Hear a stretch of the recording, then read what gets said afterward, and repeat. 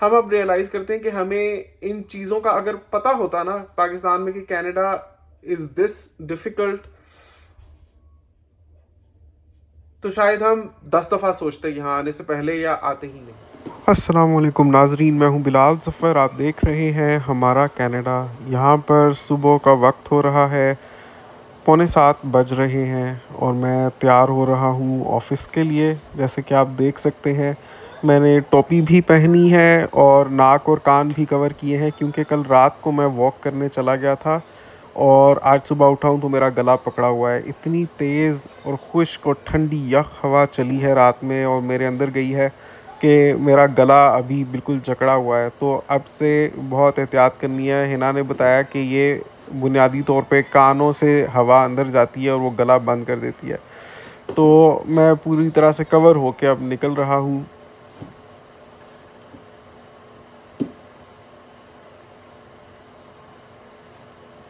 Washroom गया, नहाया, मैंने नमाज़ पढ़ी और हिना ने लंच बनाया हुआ था, बस वो उठाना है और जाने से पहले मैसेजेस चेक कर लेता हूँ और फिर आपको मैं दिखाता हूँ कि मैं किस तरह ऑफ़िस जाता हूँ, क्या वर्क रूटीन होती है। फिर वापस आकर आपसे कुछ ज़रूरी बातें करनी है, आपसे कनाडा में आने के मुतल्लिक़ और यहाँ पर मेरे तजुर्बे से मुतल्लिक़ अहम बातें आपके साथ शेयर करनी है। तो वीडियो को पूरा आपने एंड तक देखना है और चैनल को अभी तक अगर आपने सब्सक्राइब नहीं किया तो सब्सक्राइब कर लें।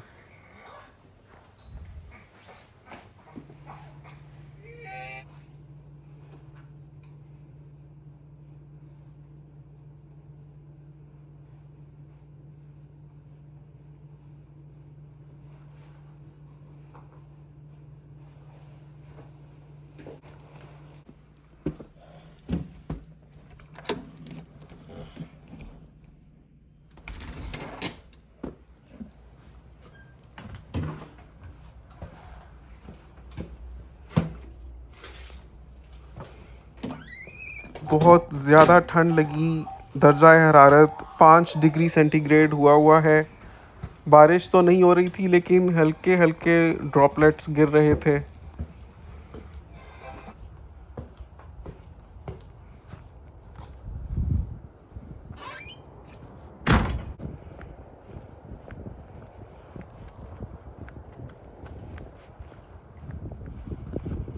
मैंने सोचा था जब गर्मियाँ सर्दियों में ट्रांज़िशन होंगी तो ठीक-ठाक बीच में दौरानिया फ़ॉल का भी होगा, लेकिन बमुश्किल कोई आधे हफ़्ते का फ़ॉल नज़र आया है और फ़ौरन से ठंड स्टार्ट हो गई है।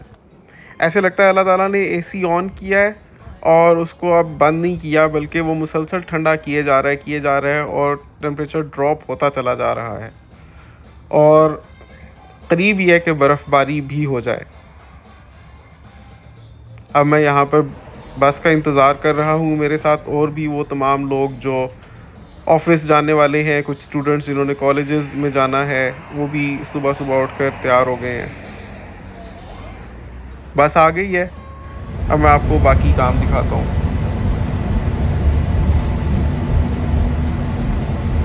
सुबह के बस के सफ़र में एक अजीब और पुरस्रार सा सुकून होता है। ऐसे लगता है कि सब पर नीम मदहोशी छाई हुई है और सबको देख-देख कर मुझे भी नींद आ जाती है और दिल बेसाख्ता कहता है, ऐ वक्त रुक जा, थम जा, ठहर जा, वापस ज़रा दौड़ पीछे। लेकिन स्टॉप बाय स्टॉप फासला ख़त्म होता जाता है और 7 मिनट ही गुज़रते हैं कि मेरे ऑफ़िस का स्टॉप आने लगता है।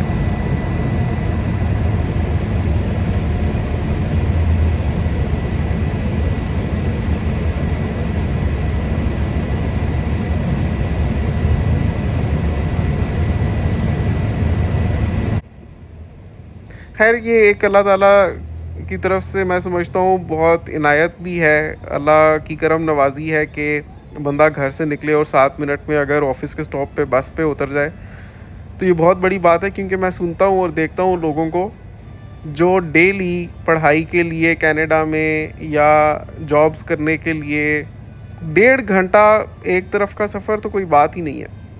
लोग बहुत ज़्यादा मुश्किल दौर से गुज़र रहे हैं। मैंने तो उसका 1% भी यहाँ पर हमारी फैमिली ने महसूस नहीं किया। मुकद्दर कह लीजिए, बस अल्लाह ताला ने बचाया है। लेकिन शायद अगर उस दौर में से गुज़रते हम तो हमें कहीं ज़्यादा एहसास होता है इस चीज़ का कि ये कितनी बड़ी नेमत है कि आप निकलें और आप 7-8 मिनट में अपने ऑफिस में उतर रहे हैं, एंड लाइक वाइज जब आपने वापस आना होता है। ऑफिस पहुंचा तो एज़ यूजुअल ईमेल्स का एक तांता बंधा हुआ था। किसी प्रोजेक्ट पर जनरल कॉन्ट्रैक्टर ने शॉप ड्राइंग्स डिमांड की हुई थी। किसी ड्राइंग्स पर पहले कमेंट आए थे, उनको सप्लायर को वापस भेजना था मॉडिफाई करने के लिए। प्रोग्रेस अपडेट करनी थी। 2 वीक लुक अहेड स्केड्यूल बनाना था। 2 प्रोजेक्ट्स के लिए बिड तैयार करनी थी।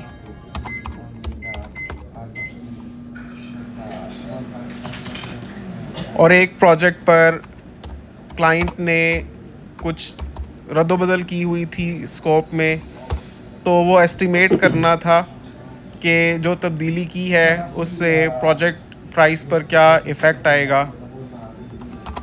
उसके लिए क्वांटिटी टेक ऑफ करना था सॉफ्टवेयर के ऊपर, क्या क्रेडिट है, क्या मज़ीद स्कोप ऑफ वर्क है, उस सारे का तखमीना लगाना था। शाम हो गई, मैं घर की तरफ वापस चल दिया। शाम को एक बड़ी इत्मीनान बख्श फीलिंग होती है कि पूरा दिन गुज़र गया और अब बाकी दिन रेस्ट करना है। घर पहुंचा तो हिना ने बहुत मज़े का रोस्ट बनाया हुआ था। ये वही लेग पीसीज हैं जो आपने पिछले व्लॉग में देखी थी कि कॉस्टको से हमने ली थी कर्कलैंड की। उनको हिना ने मैरिनेट करके और एयर फ्रायर में बनाया है, और ये बिल्कुल ऐसा टेस्ट कर रही थी जैसे डीप फ्राइड हो। हालांकि इनको तो दो ऑयल सुंघाया भी नहीं गया। हाँ, 1 चम्मच ऑलिव ऑयल एक्स्ट्रा वर्जिन ज़रूर डाला था, क्योंकि हम अब कोलेस्ट्रॉल कंट्रोल करने की कोशिश कर रहे हैं।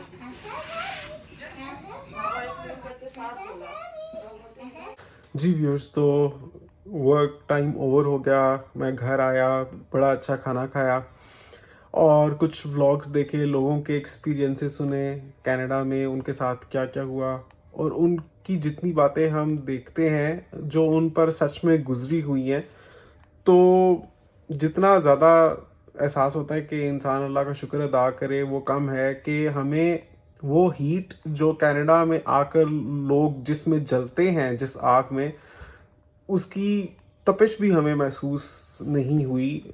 मुकद्दर कह लीजिए, अल्लाह ताला ने हमारे लिए आसानी लिखी हुई थी, हमें वो चीज़ें नहीं महसूस करनी पड़ी जिनसे लोग गुज़रते हैं। और इसका एक बहुत बड़ा रीज़न जो मैं समझता हूँ कि हमें वो चीज़ें नहीं फेस करनी पड़ी, वो हमारी बच्चियाँ। मतलब मैं समझता हूँ कि अगर आपके बच्चे हैं, 2 बच्चे, जैसे मेरे बच्चे हैं, आपके पास अगर 2 बच्चे हैं और आप कनाडा आते हैं, तो 2 बच्चों का बेनिफिट ही आपको इतना मिल जाएगा कि आपका रेंट उससे निकल जाएगा। बाकी अगर माँ बाप में से सिर्फ एक बंदा भी अगर फ़र्ज़ करें नहीं भी जॉब मिलती, आप एक पुरानी गाड़ी ले लेते हैं $5,000 की या $6,000 की, और उसके ऊपर आप ऊबर ईट्स कर लेते हैं या स्किप द डिशेस वगैरह करके आप ग्रोसरी निकाल सकते हैं। मतलब जो एक एवरेज बेसिक यहाँ पर गुजारा करने के लिए आपको $4,000 चाहिए होते हैं या $3,800 चाहिए होते हैं, वो आपका चाइल्ड बेनिफिट और एक बंदे की बेसिक सी सिर्फ डिलीवरी जॉब्स से पूरा हो जाएगा। तो वो फैमिलीज़ जिनके बच्चे नहीं होते, कपल्स जो आते हैं, ख़ासतौर पे इंडिया से बहुत आते हैं, जो स्टूडेंट वीज़ा पर आते हैं या परमानेंट रेजिडेंट बनकर भी अगर आते हैं, तो सिर्फ अभी कपल ही होते हैं, उनके बच्चे नहीं होते, क्योंकि ऐसे बहुत सी एग्जांपल्स हैं।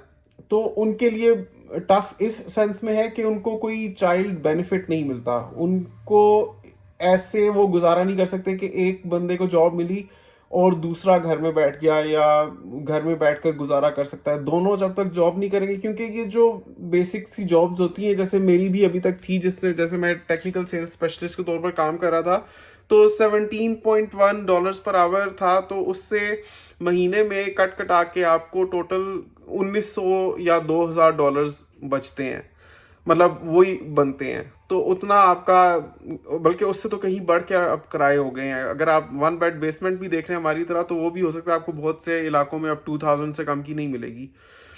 तो वही बात है कि जिनके बच्चे नहीं हैं उनके पास ये ऑप्शन नहीं है कि दोनों में से एक भी बंदा घर में बैठे और दूसरा काम करे, और वो इतना हेक्टिक हो जाता है जब दोनों काम कर रहे होते हैं। क्योंकि मुझे पता है यहाँ पर घर के काम भी इतने होते हैं, क्योंकि एक भी काम में आपकी कोई और बंदा आकर हेल्प नहीं कर सकता, आपको सारी चीज़ें अपनी खुद ही देखनी होती हैं। तो ऐसे में अगर दोनों को जॉब्स भी करनी है, साथ में घर भी मैनेज करना है, तो बहुत ज़्यादा स्ट्रेस हो जाता है। इंसान की एक लिमिटेड कैपेसिटी होती है। वही बात है, मैं समझता हूँ कि शायद एक तो डेफिनेट सी बात है, हमेशा सुना था कि बच्चियों की वजह से बहुत बरकत होती है।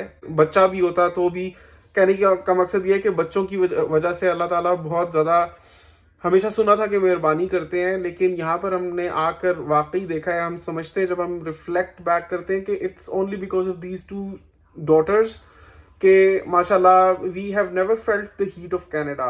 अगर ये ना होती और हमें उस सब से गुजरना पड़ता जिससे लोग गुजरते हैं, तो शायद कहानी बहुत मुख्तलिफ होती। और हम अब रियलाइज़ करते हैं कि हमें इन चीज़ों का अगर पता होता ना पाकिस्तान में कि कनाडा इज़ दिस डिफ़िकल्ट, तो शायद हम 10 दफ़ा सोचते यहाँ आने से पहले या आते ही नहीं। लेकिन बहरहाल हर बंदे की अपनी किस्मत होती है, अपना स्टैमिना होता है, अपना स्किल सेट होता है। तो आप सुने सबकी, करें अपनी, और लोगों के बेसिस पर आप ये मत सोचें कि आपके साथ क्या होगा। अगर आपको चांस मिलता है एक बार आए ज़रूर, क्योंकि अगर ना भी आए ना चांस मिलने के बाद, तो वो भी मलाल आपको सारी उम्र रहेगा। और आप सोचेंगे कि एक मौका मुझे ज़िंदगी ने दिया था और वक्त बार बार मौका आपके रास्ते में नहीं लाता। तो अगर मौका मिले तो ज़रूर आए, लेकिन अगर ना सेट हो पाए तो that's not the end of the world. This is the message for my today's video. यही समझे कि यहाँ पर आपके पाँव ना लगने में ज़्यादा खैर थी, if that happens to be the case. See you in the next video. Comments में माशाल्लाह ज़रूर लिखिएगा, ये भी बताइएगा कि ये वीडियो आपने दुनिया के किस कोने से देखी है। आपसे मिलता हूँ अगली वीडियो में, तब तक के लिए अल्लाह हाफिज़।